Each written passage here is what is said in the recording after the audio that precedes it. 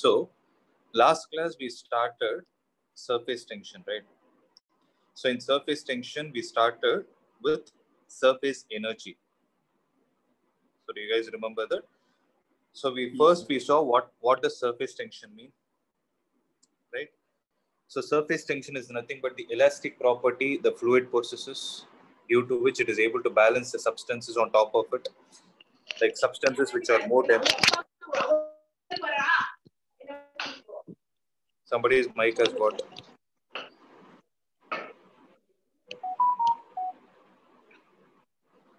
Shruti engachi? Shruti eno? Surya. Amma. அப்ப laptop unlock பண்ணிட்டு போயிரு, இதுல charge.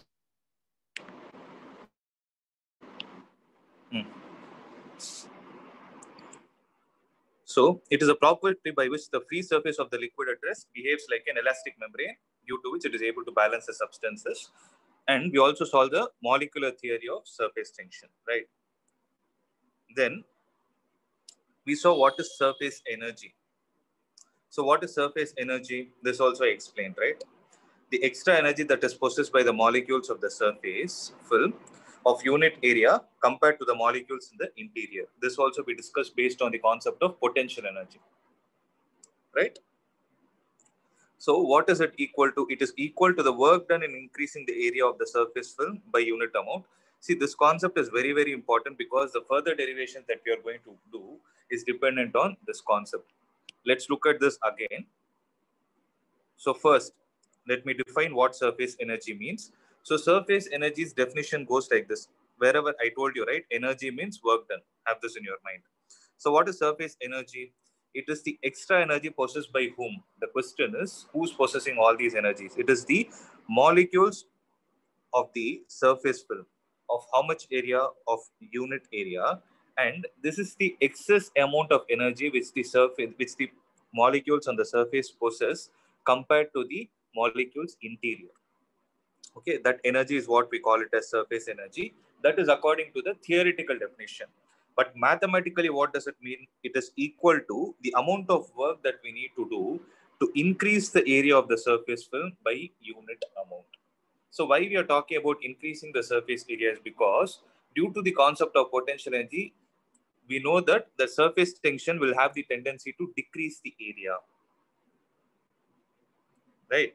So when it is decreasing, we need to do some extra work to increase the area. The extra work that is done by us will get stored in the form of surface energy. And how do we define it? It is the amount of work done by increase in surface area.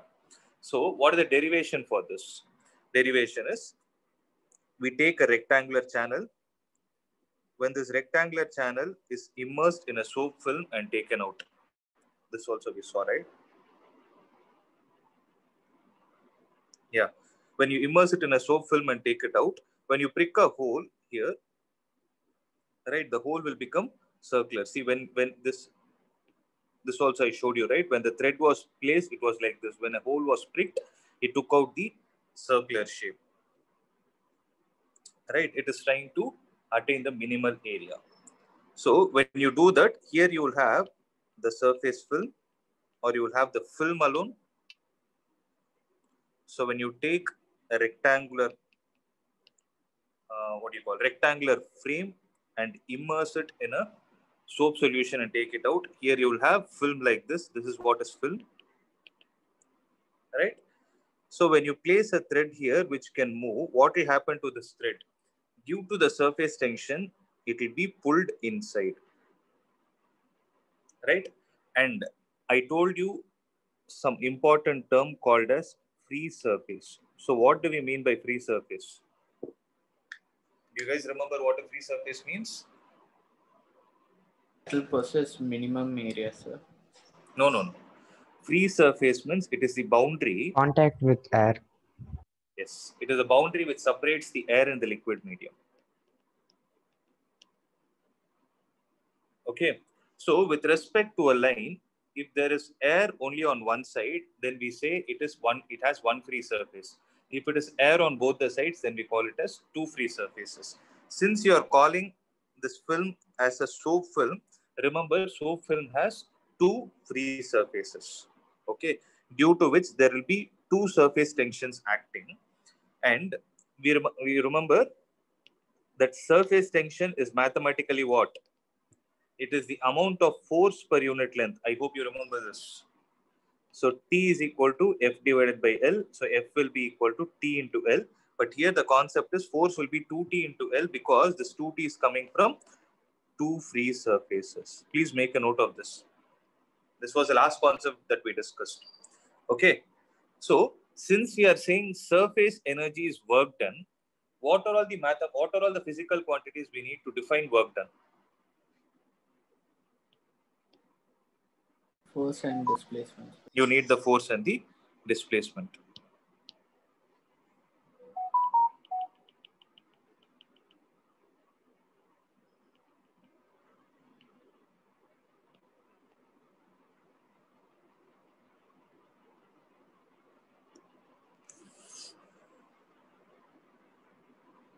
Okay. So force is 2T into L into, let's say, the displacement that we need to cause by applying the external forces X. Then what will be the work done? Work done will be equal to force into displacement. But what is the value of force, guys? It is 2T into L. And what is the displacement cost? It is X. Right? So 2T multiplied with Lx is the amount of work done. Let this be equation number 1. So how do we define surface energy as?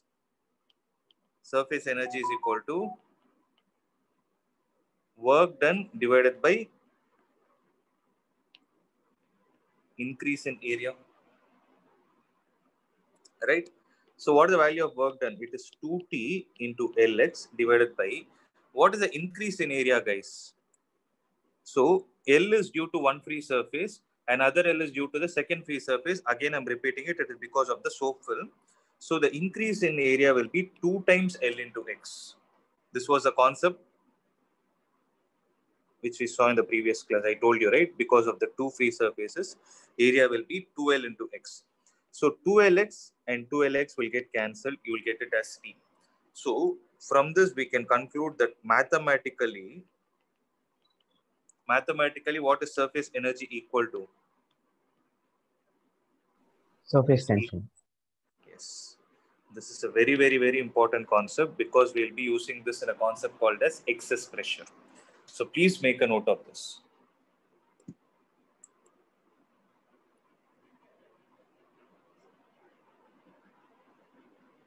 Sir, after Yeah, this, tell could me. you show the definition for surface energy once again, sir, after this? Didn't I share that sheet with you already? That PDF, sir. This Sir. PDF, didn't I share? No, I didn't share, right? So you shared, sir. I shared it? Okay. Yes, sir, you shared, sir. Okay, then you can have a look at it. Okay. These derivations alone, whichever I'm teaching separately, you can make a note of it. Okay, sir. Okay.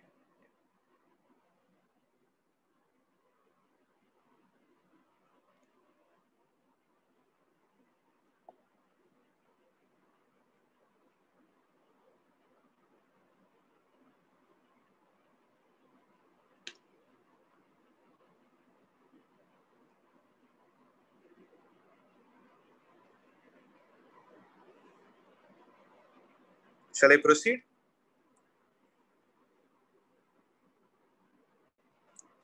So, see, listen. So, surface energy of a liquid going forward. Surface energy of a liquid, though in terms of definition, it is not the same as surface tension, but numerically, it is the same. Okay. So, surface tension is numerically equal to surface energy. Okay. So based on this, let's do a simple problem to understand how to apply this concept. See, these problems will help you to understand the further derivation. So concentrate. So the question here is, there is a wire ring, okay, of 3 centimeter radius. So radius is given as 3 centimeter, rested on a surface of a liquid and then raised. The pull requires 3.03 G more before the film breaks than it afterwards. Find the surface tension of the liquid. Okay, I think it is gram So I have weight. a doubt. Yeah, tell me. Here, G is gravitational. Actually, that's what there's a printing mistake. It is gram weight. See, because here they mentioned it. Gram weight it is. Okay, and moreover, pull is a force. Force cannot be measured in terms of grams. Okay. So see, there are two ways to define it. If I give you F is equal to 3.03 g, then this g should have been acceleration due to gravity. Okay. Or if I represent it as a unit, then this g should represent gram. But we know that the unit of force is not gram, rather it is gram weight. Okay, so there is a printing mistake. I hope you remember what is gram weight, right? There are two units. One is kilogram weight and the other is gram weight. Please have this in your mind. What is 1 kilogram weight? It is the amount of force required to lift 1 kilogram mass against gravity. Okay. What is 1 gram weight? It is the amount of force required to required to lift 1 gram against the gravity. Okay. So 1 kilogram weight is 9.8 Newton. 1 gram weight is 980 dyne. So have this in your mind. Okay. Now read the question. So there is a wire ring of radius 3 centimeter which is rested on a surface of a liquid and then raised. The pull requires 3.03 gram weight more before the film breaks than it is afterwards. Find the surface tension of the liquid. So they have given us the force.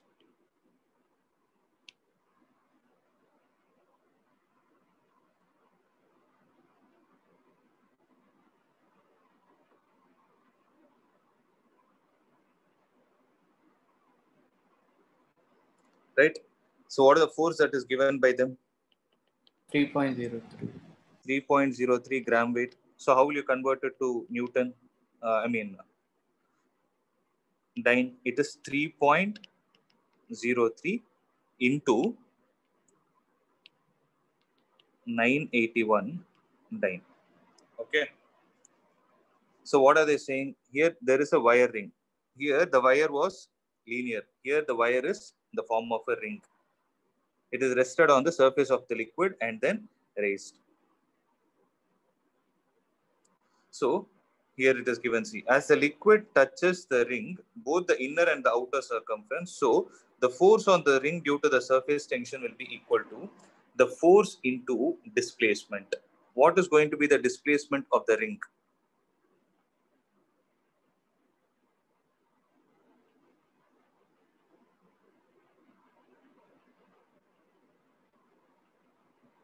What is going to be the displacement of the ring, guys? Here, only question that I have is they have told liquid whether it is a soap liquid or what is what I am concerned about.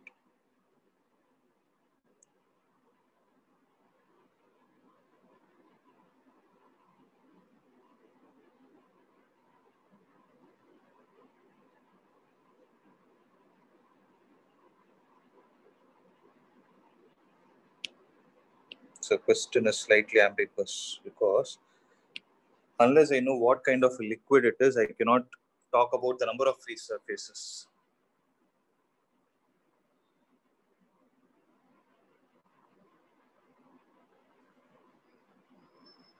So this question I cannot proceed. Okay. So let's do the next one. See, this is actually a concept. The 73rd question is actually a concept. Let me explain what it means. Calculate the work done in blowing a soap bubble from a radius of 2 centimeter to 3 centimeter. The surface tension of the soap solution is 30 dyne per centimeter. So what is the meaning of this? So this is a simpler question. Try to understand, guys. Calculate the work done in blowing a soap bubble from a radius of 2 centimeter to 3 centimeter. What is the meaning of this? So when you talk about a soap bubble, okay, can you tell me what is inside a soap bubble? Is it going to have liquid or air? Air. Yes. Air inside. It has air inside and air outside. Now, soap film has how many free surfaces? 2. It has 2 free surfaces. Okay, this is a very, very important information. And what is their expectation? We need to do some work on it in such a way that if its radius initially is 2 centimeter, it has to get increased to a value of 3 centimeter. Right? So what are we doing? The work which we are doing is trying to increase the surface area. Are you guys able to understand that point?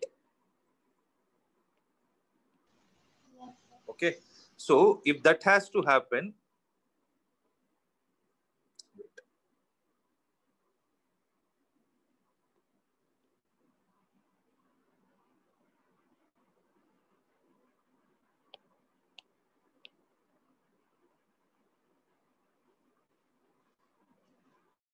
listen. So if the radius has to increase from 2 centimeter to 3 centimeter, let me ask you logically, tell me one thing, is the pressure increasing or decreasing?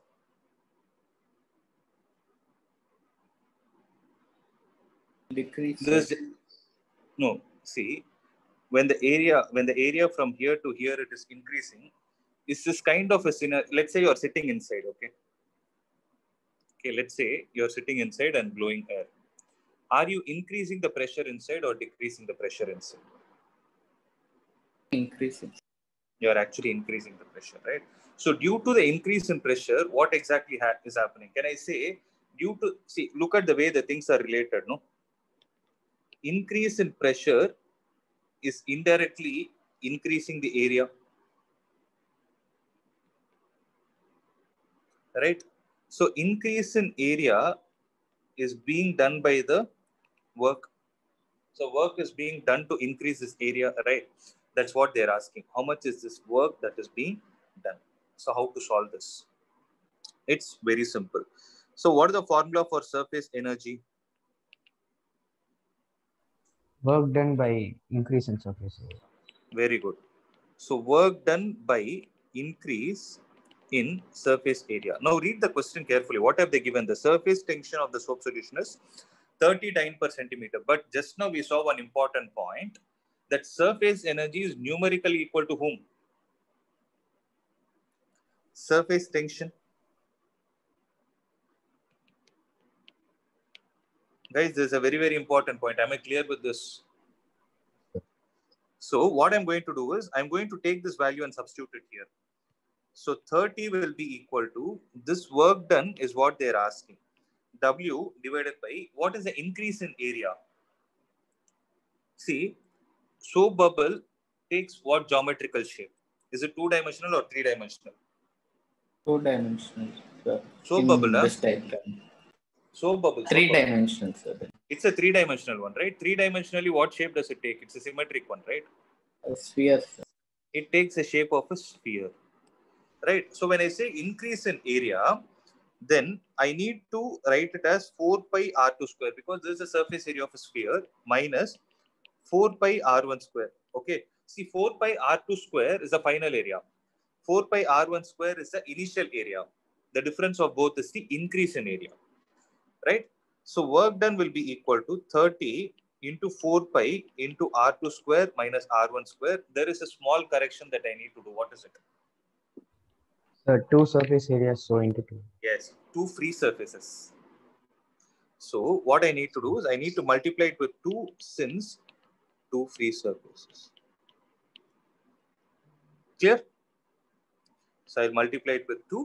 Now you have all the data. You can calculate the values. That is 60 into 4 pi into r2 square. R2 square is 9 minus r1 square is 4.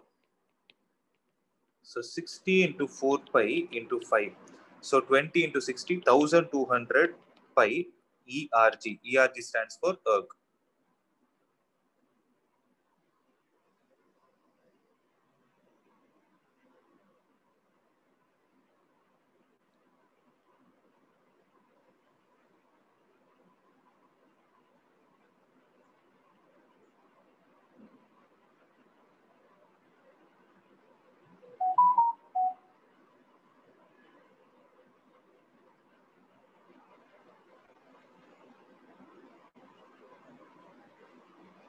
Guys, am I clear? Yes, sir. Yes, sir. So this is, I'm repeating it, this is actually a part of a derivation called as excess pressure inside soap bubble. That time you will have a clarity of why I'm using the two. It's called as excess pressure inside soap bubble. Remember this, okay? Shall I move on to the next one? Yes, sir.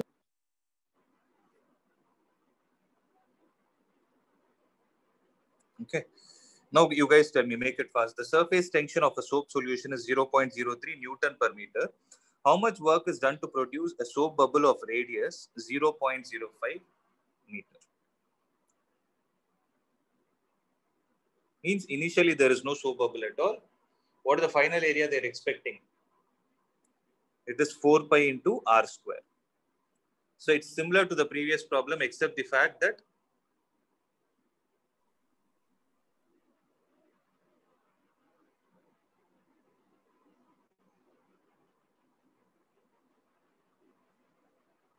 except what?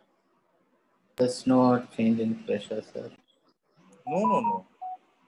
Change in pressure is for sure there. The difference between previous problem is, the previous problem R1 was non-zero, here it is 0, that's it. It's the same thing, 2 into 4 pi r square, multiply that with sigma, that will give you the answer. Sigma is nothing but surface tension according to this book.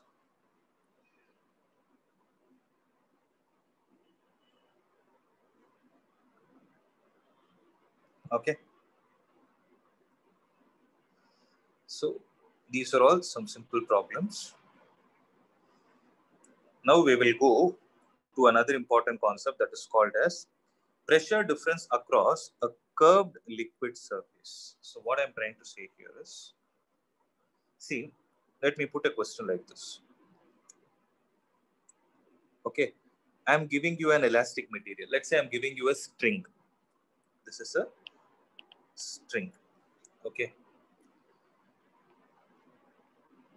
If I say this string has to be in the same horizontal shape, then let's say I'm applying a force F1 this side, another pulling force F2 this side. What should be the relation between F1 and F2 for the string to remain in this position?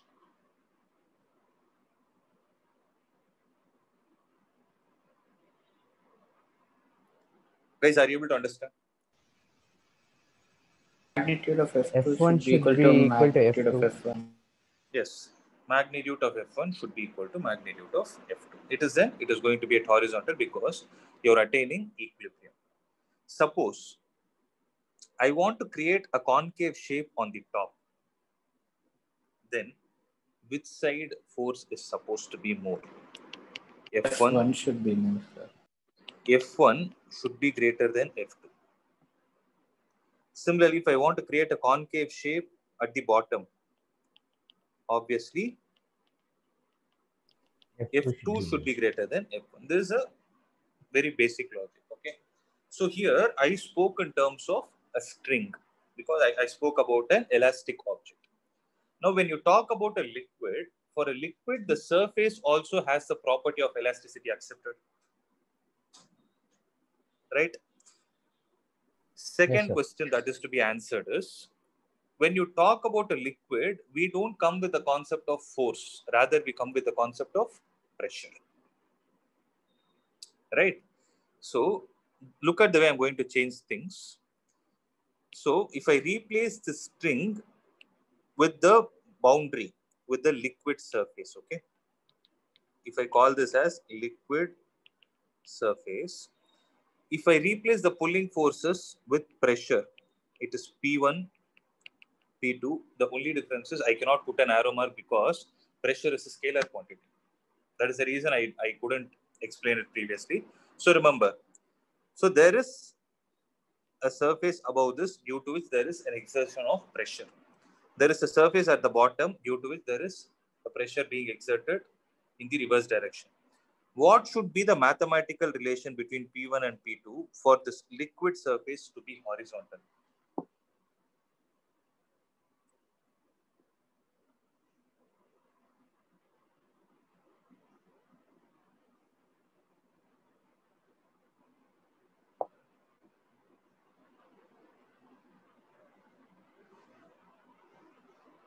Okay, I'll show you. Wait.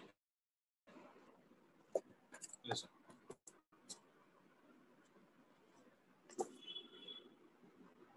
Are you able to see me? Yes.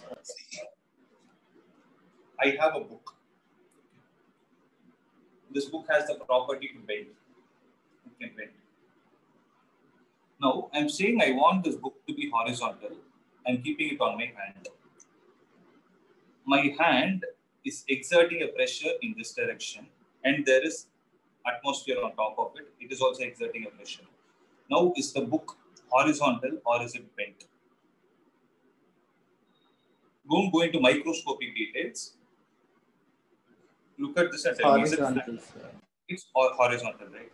So can I say the pressure applied on the top, if it is equal to the pressure applied at the bottom, the book is horizontal? Yes, sir. Suppose I want this book to take a shape like this. Then what am I supposed to do? Let's say this book is kept. See, let's say this is one tower and there is another tower. Okay. If this book is kept in such a way that if I apply pressure here, are you able to see the shape? So it is taking a concave shape in the top. So can I say the pressure at the top is more compared to the pressure at the bottom? Are you guys able to understand this? Yes, sir. Okay. So what I'm trying to say is, this book that I took is the free surface of the liquid, because the free surface of the liquid also has elastic property associated. Right? So imagine it like that. Based on this, there will be some important conclusions that we are going to draw. That's what this topic is all about. Now, read it. So what is the topic? Pressure difference across the curved liquid surface. Pressure difference across the curved liquid surface. So, you can either talk about a liquid like this, you can talk about the surface of the liquid like this, or surface of the liquid like this. Now, concentrate, guys. When the free surface of the liquid is curved, there is a difference of pressure between the liquid side and the vapor side. So what I'm trying to say by the liquid side is, I showed the book, right? Imagine the bottom of the book is liquid. Okay. Imagine above this book is vapor. Vapor means air. Air medium is present. Okay. So pressure exerted by liquid, if I call it as PL, and the pressure exerted by vapor, I call it as PV, then what should be the relation between PL and PV? PL should be equal to PV for the surface to be what? The surface to be flat. Right? Similarly, here it is liquid, here it is vapor.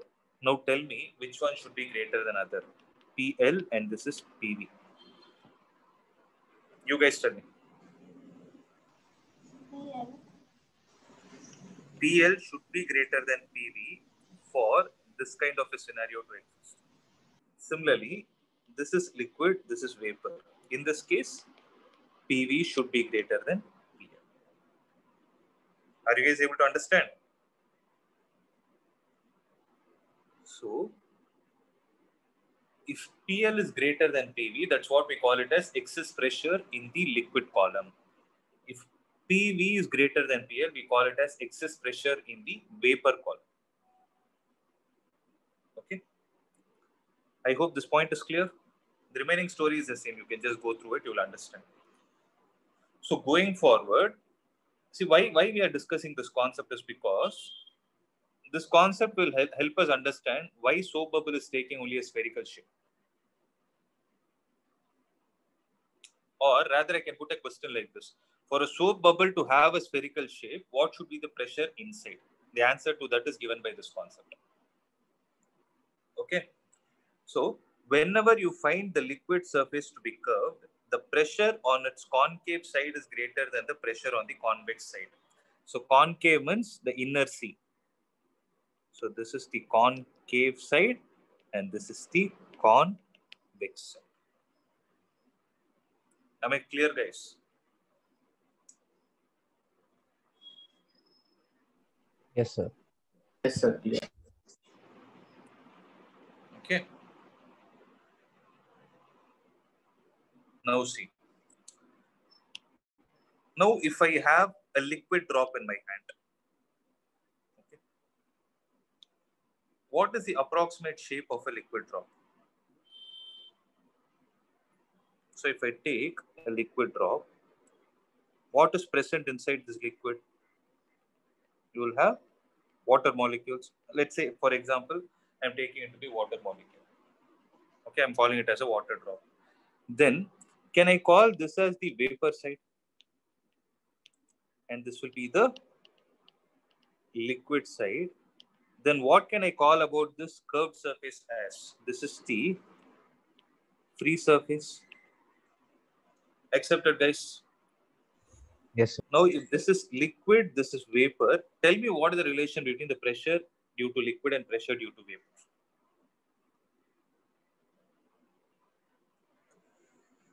PL, PV.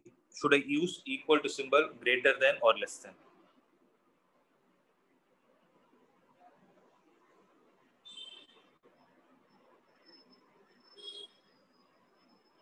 I told you one important point.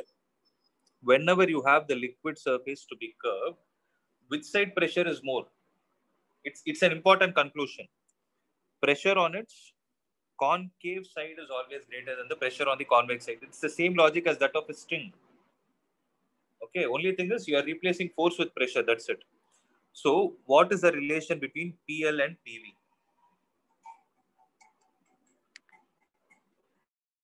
PL should be greater, sir.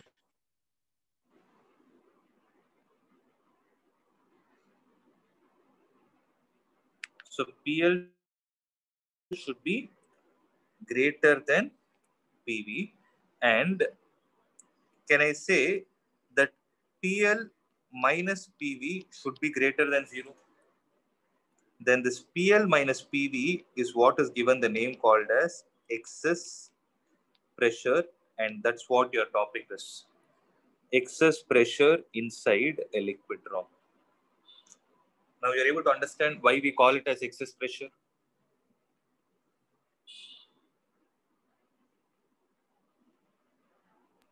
Yes, sir. Right? Okay.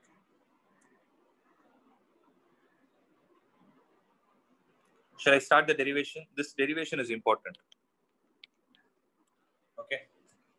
So let's start.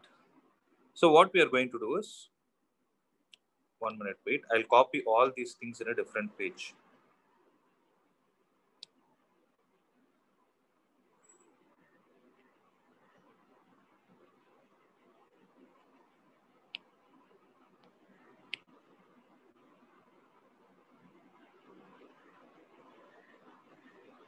So I want everybody to copy this.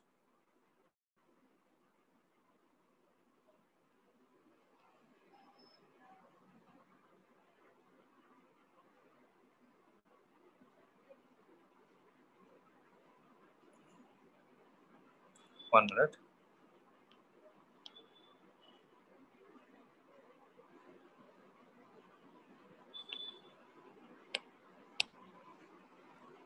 Listen. Now see. So if you consider a liquid drop which is spherical in nature of radius r, okay, let sigma be the surface tension of the liquid. If you're not comfortable with sigma, you can use capital T. So due to its spherical shape, there is an excess pressure P inside the drop over that of outside. Accepted? So that small p is nothing but pressure due to the liquid minus pressure due to the vapor. This is what is a mathematical expression. Okay. Now question is, the excess pressure, how is it going to act? The excess pressure will always act normal because what is the basic definition of pressure? Pressure is thrust per unit area.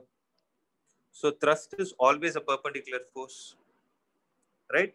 So inside the liquid, the thrust is going to act normal to the spherical drop. When I say normal to the spherical drop, it will pass through the center. The same logic as what you people would have done for spherical mirrors and spherical lenses. right? So initially, let's say the radius of the spherical drop is r. Now, due to the excess pressure, what do you think will happen to the radius of the drop? Will it increase or decrease?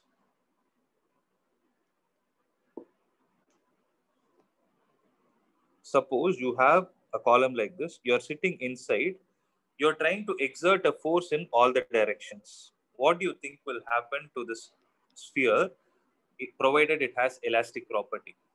It will increase in size, sir. It will increase in size, no? So, due to the excess pressure, what will happen is there will obviously be an increase in the radius, but on a microscopic level. Okay.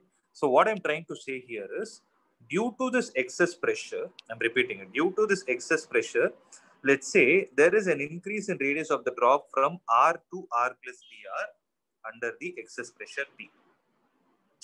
Correct? So what is the initial surface area?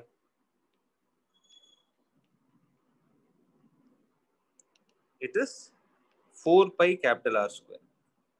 What is the final surface area?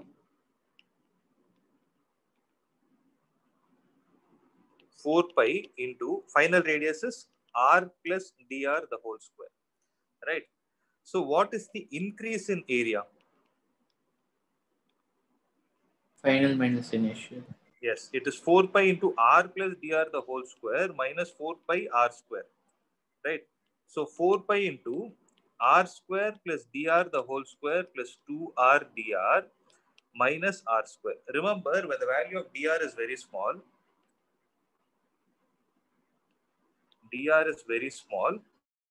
due to which what will happen is dr square is approximated to 0. So what I'm trying to say here is dr square will be 0. R square and R square will get cancelled. So what is that you're left out with? Increase in area will be 4 pi into 2r dr. That is nothing but 8 pi r dr. Accepted? That is the increase in surface area, 8 pi r dr. Okay. Now comes another question. If there has to be an increase in the area, isn't that we are supposed to do work on it? Right? So, what is the work done in increasing radius?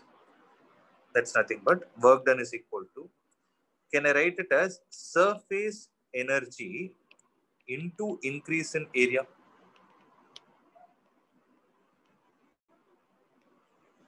Because the basic definition of surface energy is work done by increase in surface area. I took the increase in surface area to the other side. So work done is equal to, mathematically, surface energy is nothing but surface tension. Guys, are you comfortable with P or sigma? What should I proceed with? T, sir. T is fine, right? Okay. T into, what is the increase in surface area that we already know? That is 8 pi r into dr. Guys, am I clear with this? Let this be equation number 2. So this is the work done in increasing radius in terms of surface tension and area. But what is the basic definition of work done? Work done is equal to force into displacement.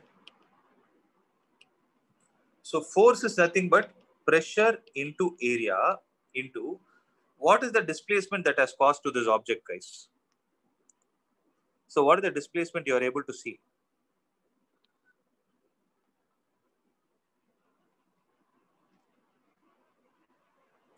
dr, Is it not sir. dr? It is dr. That's right. So pressure into area into dr. So pressure inside is excess. That is the excess pressure into what is the area? It is 4 pi r square into dr is dr only. This is 3. Try to understand, guys.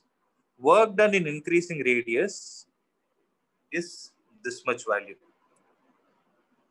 Work done by the force is this much value. But 2 is equal to 3 because mathematically they both are doing the same things.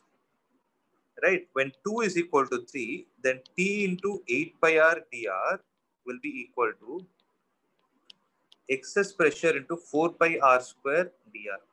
So dr gone, r gone, 4 pi will go 2 times. So what is excess pressure, guys? It is 2T by r. This is a very, very important relation. This is the excess pressure inside what kind of an object?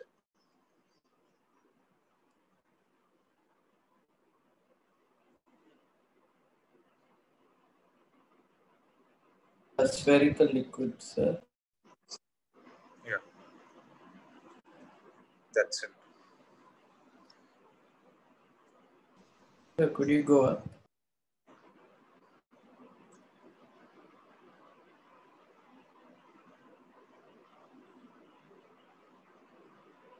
Is it enough or should I go up? Enough, sir.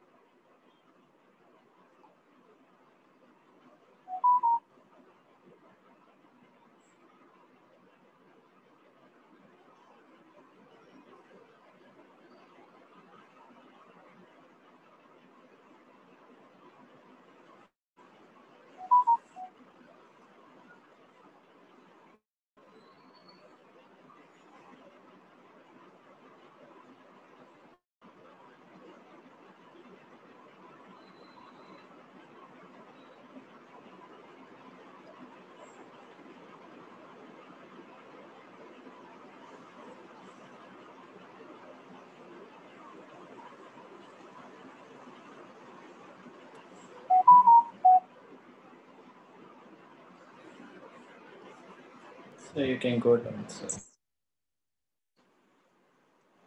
Is this fine? Yes, sir. So the next concept will be excess pressure inside a soap bubble. What do you think will be the answer?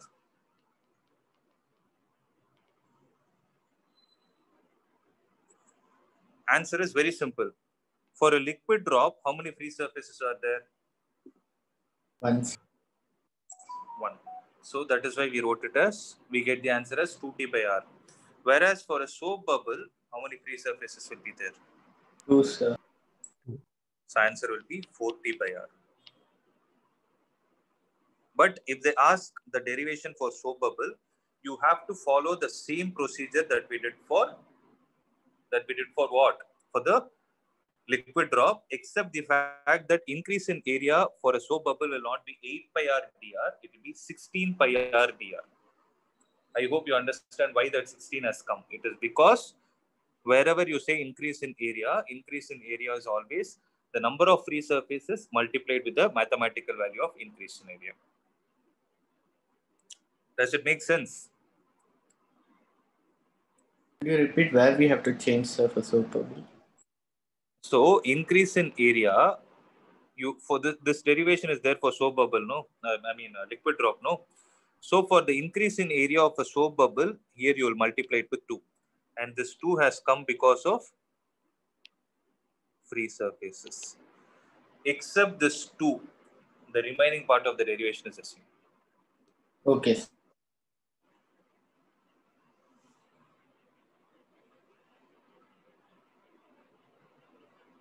Okay? Understood. Yeah. So that is going to be 4T divided by.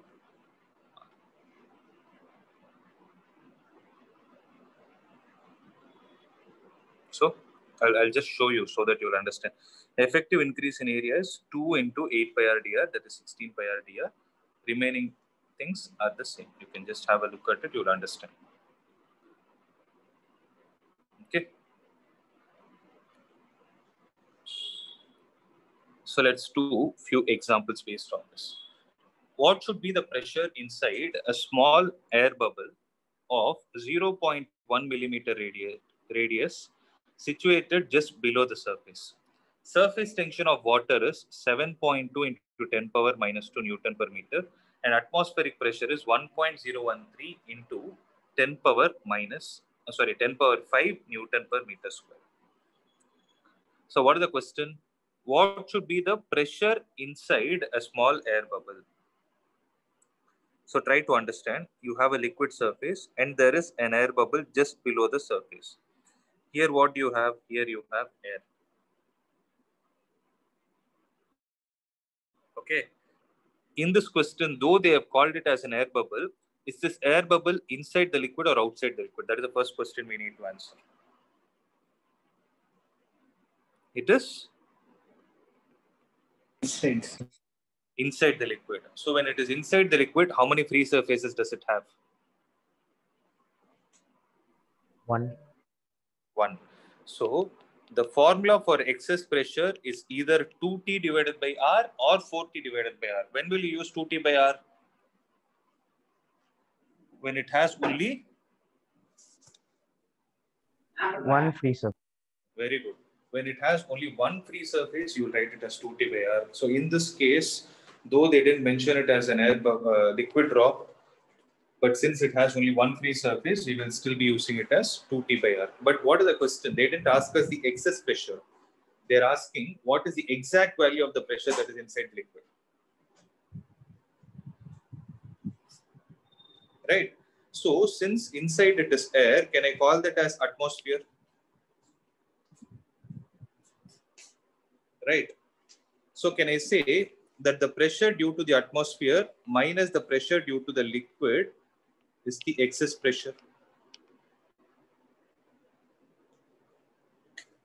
Yes, sir. Right. So what will be the pressure inside the liquid then? 1 minute.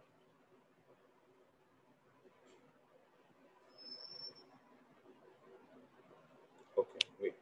I just made a mistake. Now, the excess pressure is 2T by R. So what is the value of T? T is 7.2 into 10 power minus 2 Newton per meter. So the pressure, the exact pressure inside is equal to the excess pressure plus the atmospheric pressure. Okay. So that is nothing but 2T divided by R plus 1.013 into 10 power 5 Newton per meter square.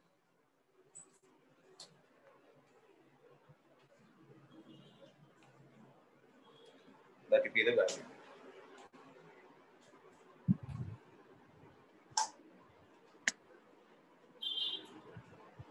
Right?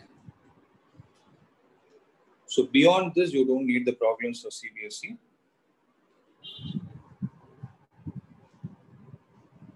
So this is about the excess pressure inside. Okay. We are almost in the end of the chapter. The next concept of discussion that we are going to see is angle of contact. So today I'm going to explain what is angle of contact. So tomorrow I'll explain about something called as meniscus and capillarity. With that, the chapter is over. So first, let's try to understand what this angle of contact is. Okay. So here, you know what is angle, right? How do you define angle basically? Angle is defined between what?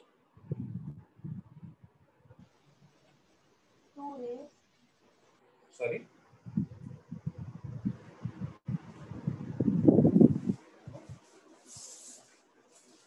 So how do you define angle, guys?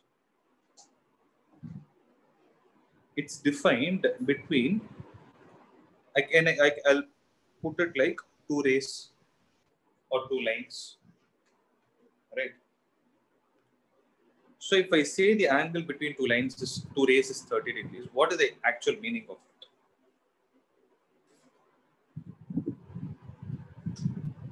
Means one is there, two is there. Keeping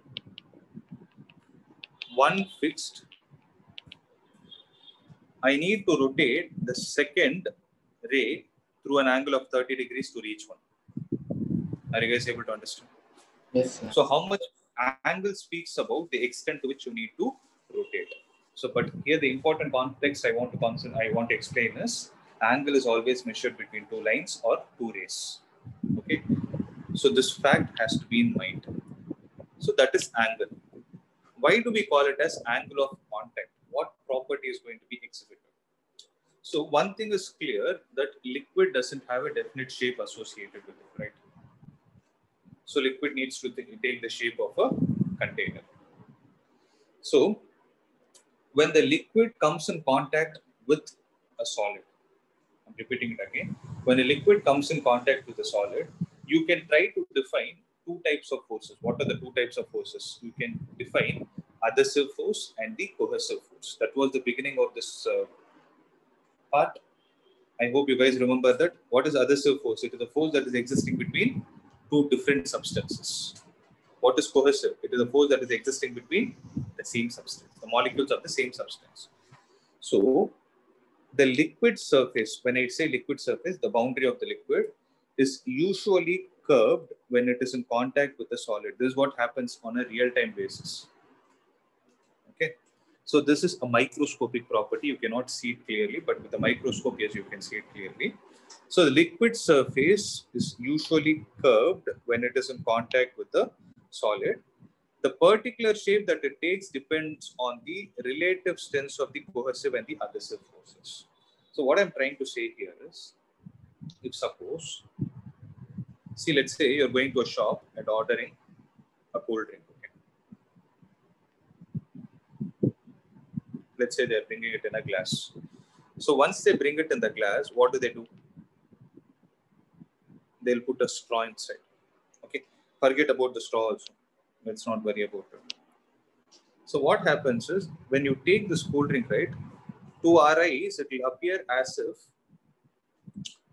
the surface is flat.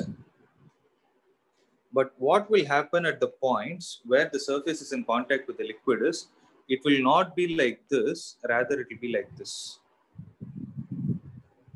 Are you able to understand this point?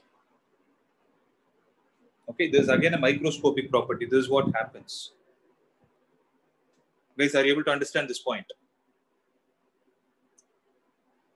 Yes. Somebody told no. Understood, sir. Okay. So why is this happening? It is happening because of the concept of which force is greater than the other. If suppose the adhesive force is greater than the cohesive force. Okay. Adhesive force means what? The liquid should have the tendency to stick to the solid surface. Suppose I give you a glass of water. Does water have more amount of adhesive force or more amount of cohesive force? So what I'm trying to ask is, let's say I'm giving you a glass of water, you're drinking it, you're emptying the glass. When you empty it, will you be able to find droplets of water still in the glass, or will it be completely empty? You cannot find even one drop of water. We can find some drops. Two can find drops will be there. You can find some drops, right? Why is it happening? Because the water has the tendency to get stuck. Though it is not a permanent sticking process, it has the tendency to get bound to the glass material, right? So if I take the example of water into consideration, then I can say in the case of water, adhesive force is greater than the cohesive force. If this kind of a property is existing for a liquid, then the liquid will have the tendency to wet the solid surface, and it will have something called as concave meniscus. I will explain what it is. But have one thing in your mind, liquid will have the tendency to wet the solid surface. Am I clear with this? So when I do the comparison, when I say adhesive is greater than cohesive, the other possibility can also exist, right? When the adhesive force is less than the cohesive force, what will happen? Then the liquid should exactly have the opposite property. It does not have the tendency to wet the solid. So the example for that is mercury. When you take mercury and you take it in a glass vessel, it is not going to wet the surface. That is, when you empty the mercury, you cannot find even a single drop of mercury inside. And those kind of a liquid will have something called as convex meniscus. Meniscus means the shape, don't worry about it. Similarly, if the adhesive force is equal to the cohesive force, then what will happen? So when adhesive is greater than cohesive, what is happening? It is having a concave meniscus. Means there is a curvature. If the adhesive is less than the cohesive, it has convex meniscus. If the adhesive is equal to cohesive, then the liquid surface will be plane. And the example for that is given here. So you take a glass vessel. In the glass vessel, if you take water here, then the shape the water is going to take will be something like this. It will not be this evident. Rather, it is going to be a microscopic property. Guys, are you able to understand? Similarly, when you take mercury, it will be like this. This is what is called as convex meniscus. Because when I see from the top, what shape I am able to see is what is going to decide the shape of the meniscus. So when I see from here, if this is my eye, when I see from here, what shape am I able to see? Am I able to see a concave or a convex meniscus? Concave. Yes, that's why we call it as concave meniscus. Similarly, when I see from here, it is taking Convex. the shape of convex. When adhesive is equal to cohesive, it is taking a planar structure. Make clear? Right? So you're able to see an angle here.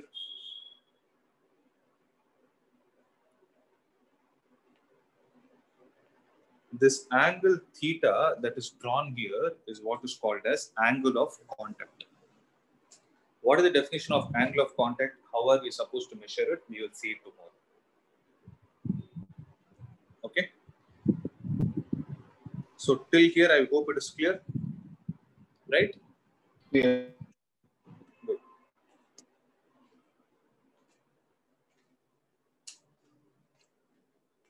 Okay. So make a note of this. Next, tomorrow we will discuss the shape of the liquid meniscus and how to mathematically measure the value of angle of contact and what does capillarity mean. And I will show you. With this, we are done. So it is only 1.5 pages that are left out. See, this is a slightly lengthy chapter. No other book. They have not deleted anything from this chapter. Okay. Is it clear, guys? Tell me. So what does meniscus mean, sir? Meniscus is the shape. That shape. Parabolic shape, sir. No, it's just shape. Concave meniscus, concave shape. You can take it like that. Meniscus means shape, sir. Yes.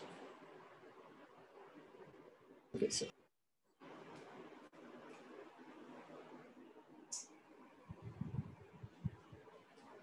Okay. So, see here, I'll tell you why they have not used the word shape. Because one important point, since you asked, I'm explaining again. Here, we didn't use the word concave meniscus or convex meniscus. We only spoke about the excess pressure inside, right? Why are we using the word meniscus here is because meniscus is a shape that you are able to see for a liquid surface when you view it from the top. Here, I told you one important point. You're always going to view from the top. So meniscus is the curved shape that you're able to see when you view from the top of the liquid surface. Am I clear? Yes, sir. Yeah. So that is why this name came. Okay. So if you're clear, we can wind up. Just wait for a minute.